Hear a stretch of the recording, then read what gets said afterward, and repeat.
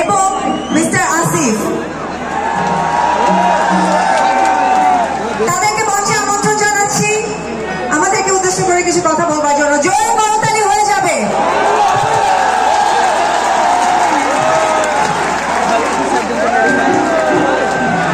সবাই কেমন আছেন? আজকে আমাদের সেই মহেন্দ্র খান 1 বছর পূর্ণ হয়েছে। খুনি হাসিনা পালিয়েছে, বাংলাদেশের ছাত্র জনতা জিতেছে।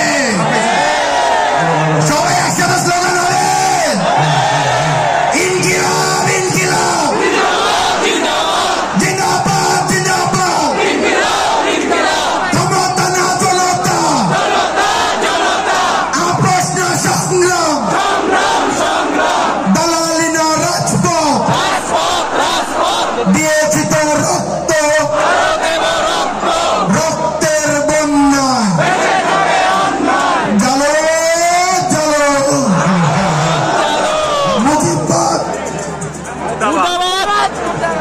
স্লোগান হবে বাংলাদেশ জেগে আছে।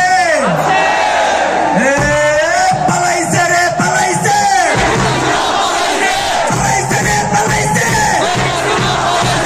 পালাইছে রে পালাইছে, স্বৈরাচার পালাইছে, খুনি হাসিনা পালাইছে, খুনি হাসিনা পালাইছে, স্বৈরাচার পালাইছে। লোকশহীদের রক্ত কেন দেশ থেকে পাবেন না? কথায় কথায় বাংলা ছাড়, বাংলা কি তোর বাপদাদার? পালাইছে রে পালাইছে। আপনাদের মাঝে উপস্থিত হয়েছেন আমাদের সবার প্রিয় আমাদের আসিফ মাহমুদ ভাই, আসিফ মাহমুদ ভাই।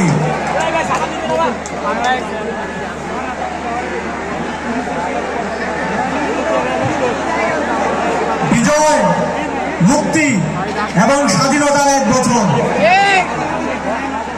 গত বছর আজকে এই দিনে ছাত্র জনতা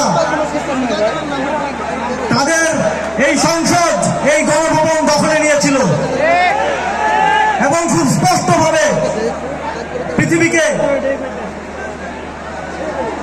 এই সংবাদ পৌঁছে দিয়েছিল যে এগুলো এদেশের জনগণের। আর কখনো কোন শাসক যেন শোষক হয়ে উঠতে না পারে, কোন সরকার যেন ফ্যাসিবাদী হয়ে উঠতে না পারে, কোন সরকার যেন স্বৈরাচারী হয়ে না উঠতে পারে, সেই মেসেজ গত বছর আজকের এই দিনে দেওয়া হয়েছিল। আগামীর বাংলাদেশে যারা এই রাষ্ট্র ক্ষমতায় আসবেন, সে যেই হোক, এই জুলাইকে তাদের মনে রাখতে হবে। যাদের মনে এই ফ্যাসিবাদী হয়ে ওঠার আকাঙ্ক্ষা আছে, এই জুলাইয়ে শেখ হাসিনার পরিণতি তাদেরকে মনে রাখতে হবে।